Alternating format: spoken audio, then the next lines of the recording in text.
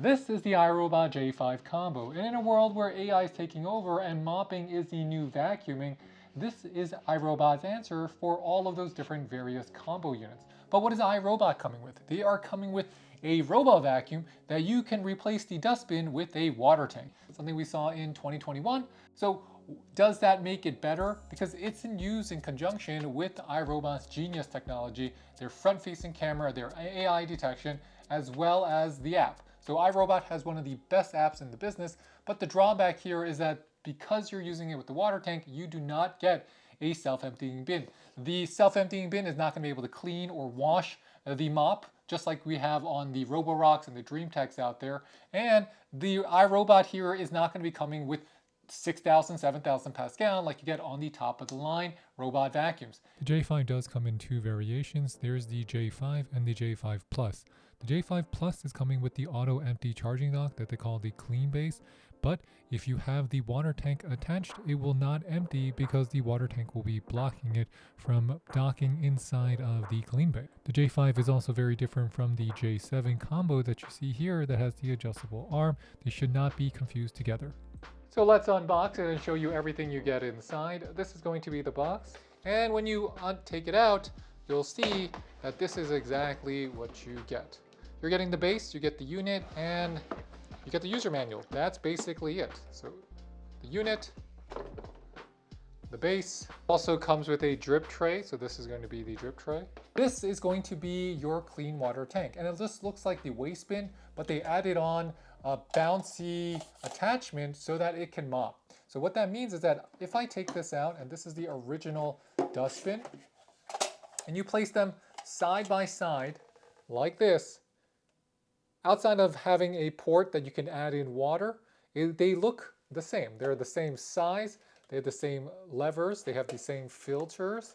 I mean, not a huge difference there. It really comes down to that one is coming with an area to attach a mop pad while the other doesn't. It just doesn't come with the front detecting camera. So this is my J7 and this is the J5 combo. Side by side, can you tell the difference between them? They look exactly identical. Even worse is that they have the same J7 logo on both of them at the same spot. The brush rolls look identical. The big difference is that here I'm going to be getting the self-emptying bin for the same price, just about the same price as I would pay just to have the combo that's coming with this, which is just an extra tank with a mop pad attached to it. And this mop pad is so thin that it will get saturated within about 3 tablespoons of water. So you don't have a lot of capacity on that mop pad, and then it acts kind of like a non-absorbent Swiffer. So that's something you do have to keep in mind here, because there's so many wet dry mops that came out, cordless or non-corded, and there's these really futuristic robot vacuums that also came out, and I'll show you one of them. You can get an L10S or a S7 Plus Pro from Roborock for closer to $700 and $800, which suddenly puts it at the same price or close to the same price as a J5 combo, which only comes with a replaceable tank, something that we saw on a $200, $300 Robo Vacuum in 2021 or 2020. Time of this video, the J5 is selling for about $600 on sale. And I'm shocked that they're charging so much, considering that the J7 costs just about $599 or $699 depending on when you're buying it, and it comes with the self-emptying bin. Even worse is that you can get an S9 on sale for $599, and that comes with 4 times the suction power of the J5. In order to use your J5, you want to download the iRobot app. The J5 is going to be a lot like your J7. It's going to clean in systematic rows across the center of the rooms and then the edges. The camera looks for features like window frames and lights to navigate inside of your home. It also uses a camera along its LED to locate and avoid potential obstacles. The J5 will learn and create a smart map of your home. This is what you want to know. Now you're ready to opt into obstacle image review. So it will capture images of obstacles so that you can teach it how to handle them and clean smarter over time. You want to opt in if you want to use the AI detection. So this is still the main menu we normally see on all of our Roombas. So you're going to have your vacuum anywhere. You have your schedule making. So you're going to have product health. You have product settings. Inside of settings, you have your cleaning preferences. And you can do how many cleaning passes you want it to do. If the bin is full, what it should do. So if you click that, it will keep cleaning or do not clean.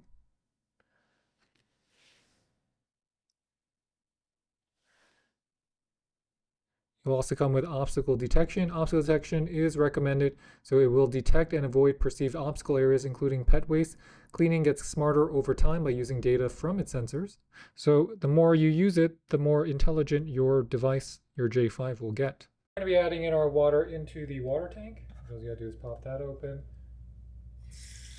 Max fill is 210 milliliters, so not too much water. Tank is now full. And this is, you can see the water is already spilling in. Currently having the mop pad on. So it's going to avoid all of our carpeted areas while it has the mop pad on. Since the J5 cannot control the flow or shake or sonic up and down its mop pad, you really just got to rely that it's doing the right thing. It's just going to set where the borders are in terms of if there's a carpet, and then it's going to go back in orderly rows to mop through and all of the floor surfaces. It doesn't have some of the new features that you have on some of the Roomba vacuums, like being able to pick up its actual mop pad. So in this case, it just carries it and brings it around everywhere. And for light rugs, the iRobot doesn't delineate, and it's just the more times the iRobot is going to be going back and forth in the same area, the more efficient it's going to get because of this AI detection. It's not that big of a difference, but I do find that for certain cords or for certain table legs, it does do a better job if you keep letting it vacuum the same area, but not every time.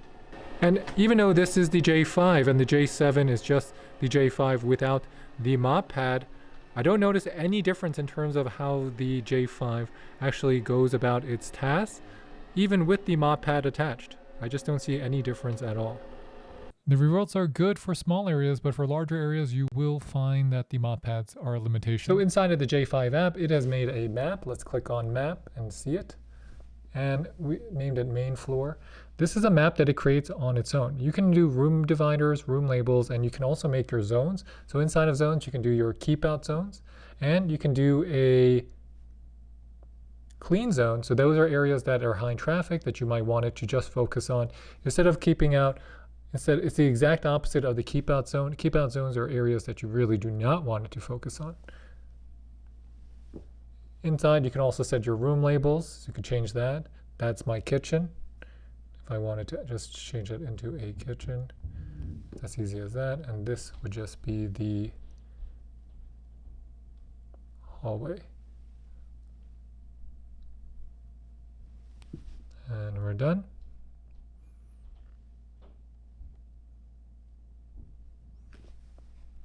I go back. So now that you see it, there is no difference, at least that I can see. I don't see any smart mopping features, so we're going to do a new favorite. Clean everywhere. I mean, there's no mopping here. There's absolutely no mopping here, so it's basically just a J7, and it has the mop attachment, so it's going to be mopping at the same time it's vacuuming. But basically, you're getting a J7. So another potential issue with your J5 is that when you take it off the base, you can see how wet this is. Look how wet everything is. So first, the mop pad is super wet. And this, because it doesn't have a catch, you can see how it's easy for the liquid to actually fall down. So it's kind of wet here already. And you can see there's areas of pockets of water that have already gotten through, just leaking from the pad itself. I wish they had raised or had a raised lip here to keep the soapy water contained. Here's the pad.